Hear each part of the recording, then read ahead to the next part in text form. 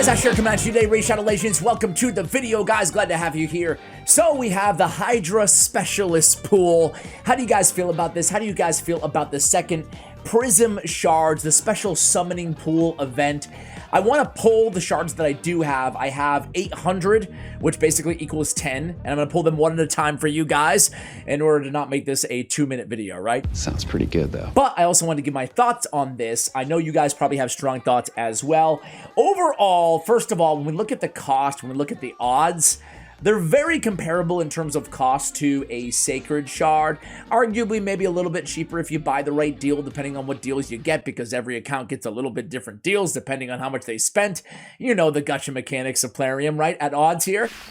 You got me. But when we look at the percentage here, 10% legendary, obviously is a 6% legendary from a normal Sacred Shard. However, you know, two things are against us here. Number one is, you know, in Sacreds, most people are going to wait till a double time event anyway, so it's going to be a 12%. Ergo, that kind of makes up for the cost differential. Furthermore, we do get a limited summoning, so we can kind of pick and choose. Are we interested in those champions out of the PRISM Shards?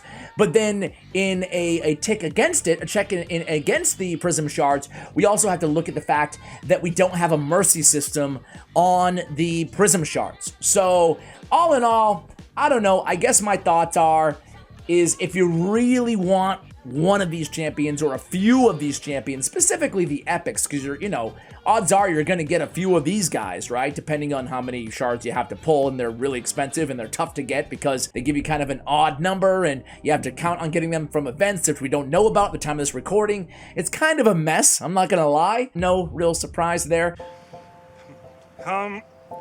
When I'm looking at these champions, it's very interesting in the champion pool. Let me push over a little bit here. So, we have, first of all, I'm pulling because I really want Korugar, Deathbell, and Snick Track. I have neither of these two champions, and I really want to get my hands on both, especially Korugar. I think he's really one of the better champions out there, better support champions in the game, believe it or not. When you look at all these champions, they're either Force Affinity or Spirit Affinity. I'm not sure if that was by design. It looks like it was by design.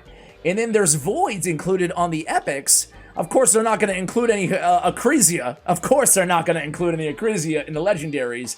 But interestingly enough, I noticed that, in my opinion, they left out my favorite Hydra champion, both in Spirit legendaries and also in epics, right? In Force Epic. Any guess who my favorite two are? My favorite two champions in the entire game for Hydra Clan Boss are Molly Tankard.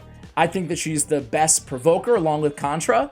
And I also think on Molly, her passive is probably the most broken in OP, an amazing thing in Hydra Clan Boss. Every time she gets hit, she's boosting turn meter by 25% of all allies.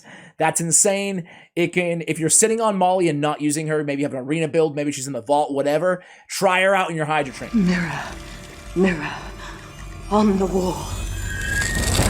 Who is the fairest of them all? You are my queen. So, interesting that they didn't put her in there. But, I can't complain too much because they do have Necmo and Duchess, Contra. I mean, these are Mighty Uko. These are all incredible Hydra Clan Boss champions. Cupidus.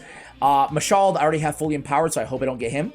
And there's odds are I don't get anybody, of course. We'll see. We'll see what happens. Geomancer. Geomancer is the champion that I was looking for out of the epics, man. They have Ugo, who I think is a close second.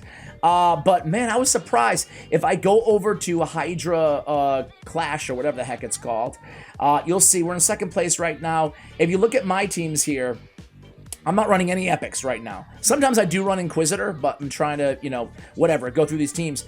Let's see. Molly Tankard in my #1 team, right? Like, love her. If we go to Slap That Ashes teams, who does he have? Anybody that I'm forgetting here? Of course, I'm just looking at Spirit Affinity because they're not going to include Nut in there because people just got him. So I understand why he's not on the list. We see Ugo.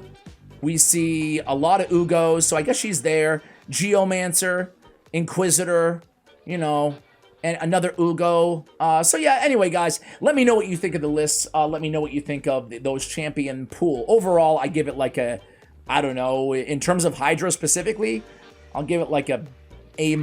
You know, they nailed a lot of them. Didn't get them all. Some of the biggies they left out.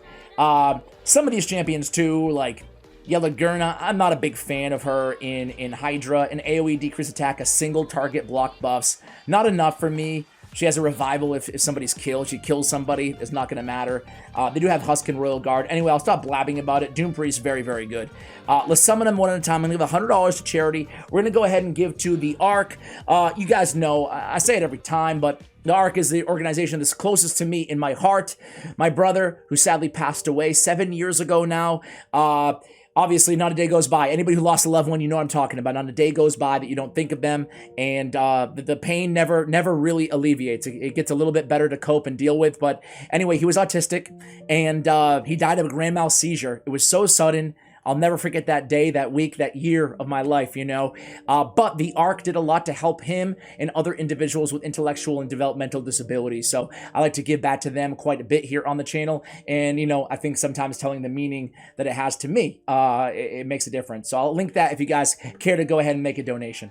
All right, guys, here we go. There's not that many, so let's do this. Of course, starting out with an Epic and its Royal Guard. I mean, yeah, he's a beast. He's got Takedown. Takedown is the best for Hydra Clan Boss. I actually run him just Takedown, and I run him in Reflex, and I shut off the A3 when I'm going to run him in Hydra. But his A3 is insanely good, basically anywhere else, you know, for the most part, other than, I guess, well, depending on where you're using him for Spider, what level and where you are in your account. Okay, next up.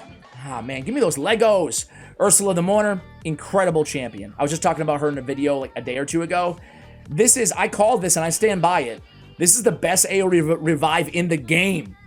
In the game, I think. You know, Duchess has like the Veil, which is nice, not turn meter. She has, let me rephrase. The best revive in the game when it comes to just durability, sustainability on the champions that were revived. They get a 75% HP, 50% turn meter, increased defense big version, and strengthen big version for 3 turns.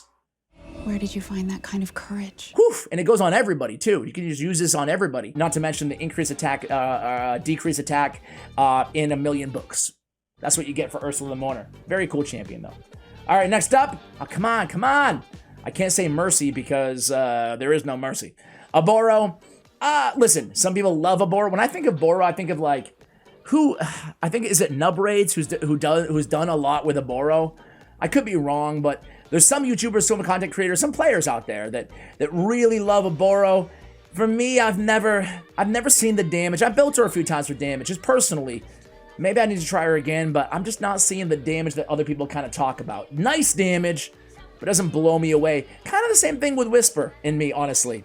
You know, they're fun champions that you can get a lot of damage out of. Some conditionality here. Whisper, you can have a lot of fun in like a Relentless set, so not a useless champion, just not my personal fave. Okay, here we go. Korrigar!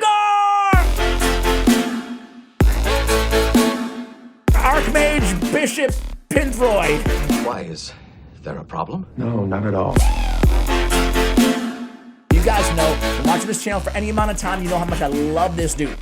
I'm not sure if I want to build another copy of him, or if I'm just going to empower him. I'm just going to empower him because, you know, I want him to be a beast. I want him to be a beast. That way he can make his way back into my rotation. The reason I love him so much is pretty simple, right? He's transferring debuffs. He's stealing a random buff. That Author of Fate's A1 with stealing a buff from the target, it actually comes in handy against Hydra more than you'd think. It's one of those abilities that on face value, you don't really give it that much credit. And then when he uses it in the battle, you're like, oh yeah, look at that. He's just stealing buffs. Anyway, we got to increase accuracy on everybody, which I love. I love. You know, having increased accuracy is one of those things that I don't think it's an essential buff, but when you have it, you never regret it, you know? So that's on a 3-turn cooldown.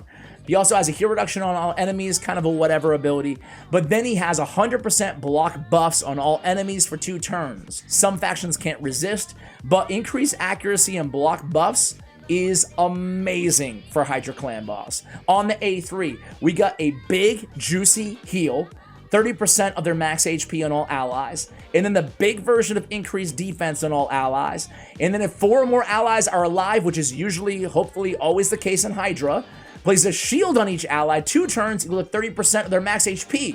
30% heal, 30% shield, increased defense, sign me up. It is on a 4-turn, but I run him in Relentless set. Splendor removes all decreased defense and weakened debuffs from this champion at the start of each turn. Kind of nice, kind of niche, but it is what it is. Accuracy in all battles by 50. I want a little bit more than 50 out of a legendary, but I'll take what I can get. Still a decent aura, considering he does bring his increased accuracy as well. So you can get a lot of accuracy boost, especially if you pull that guy in the early or the mid game, right? Progression, he can just fix all your accuracy problems right out the gate. Aboro number 2, we already talked about you, Aboro. Okay. $100 for charity, make it 200. Okay, Doom Priest, we love you, Doom Priest. She's got the increased attack, and she's got the heal and the cleanse on the passive. There we go. We have 3 left, I think. Come on, give me that Koragar. Come on. Okay, Seeker. Well, we talked about Seeker in that same video that we talked about Ursula, didn't we, guys? I think it was 2 videos ago here on the channel. Best turn meter boost in the game. Why? Because it's a 30% turn meter boost on a 3-turn cooldown with an extra turn. Essentially, a 30% turn meter boost on a 2-turn cooldown, for all intents and purposes, with that extra turn proc.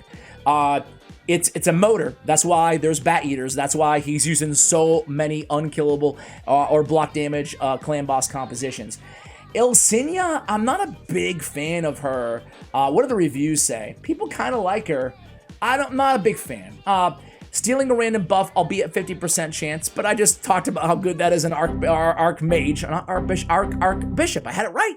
I'm trying my best. On the A2, it's an AoE with block. It has before attacking, removes any block debuffs, and then places block buffs, but it's only a 75%. Maybe I'm greedy. Maybe I'm just spoiled by the pay-to-win champions in the game. But I really hate 75%. If I'm going to bring a champion into battle, I just want them to be dependable, you know?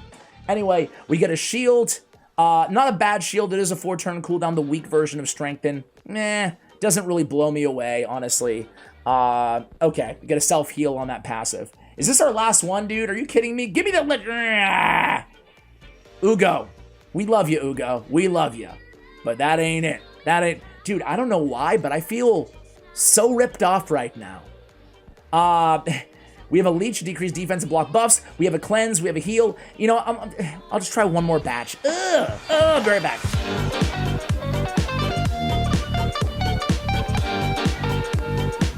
All right, guys, we got a few more. I don't feel great about it. I'm not gonna lie to you guys. We have what, 4, and then some loose change. Great. All right, here we go. No mercy to speak of. We got a Mordecai. I'm not going to go through all their kits this time. I'm just going to pull them, rip off the Band-Aid, and get all these stupid epics. Duck the Pierce, who's not a stupid epic. I actually really like him. Decreased attack, decreased defense, deface best champion. A little Provokage on his A3, which I guess makes him a Hydra clan boss champion. Another epic, another Ugo. We love you, Ugo, but 2 more left. Come on, Koragar, please. Fenax. Fenax has a great A1, deny revival on a very powerful, hard-hitting A1. It's got a decent AoE, doesn't do nearly as much damage considering, I mean, it's a single target, but that A1 is really, to me, the highlight of his kit. He does have an AoE block buffs, albeit on a 4-turn cooldown, along with the decreased defense, decreased speed, which is nice. Oh, what? We need 1 spot in my champion collection? Of course, of course. Let's go ahead and do this. Man, never, I think this might be, never say never, but I think that I might be one and done on these Prism Shards. You know, this is the first time I've done a Prism Shard opening. I didn't do it last time. And here we go. I'm getting some regrets. I'm getting some regrets. And there it is. All right, guys. That was, you know, Husk is good, but this is not $300 good, this video. I'll tell you that much. Well, hey, $100 for charity. There it is. We got, you know, we got 1 Lego at least. But I don't know, man. Obviously, if I had sat here and pulled a Koragar and a Snick Track and maybe a Theodore just to throw it in another Necmo Thar, I'd be singing a different tune right now, but I didn't. So I'm kind of bummed out. I'm kind of soured to the Hydra Specialist pool. Well, guys, let me know if you pulled any of these awesome champions. You know, I'll take it. I'll take the Archbishop. Thank you for watching, and as always, take care, guys.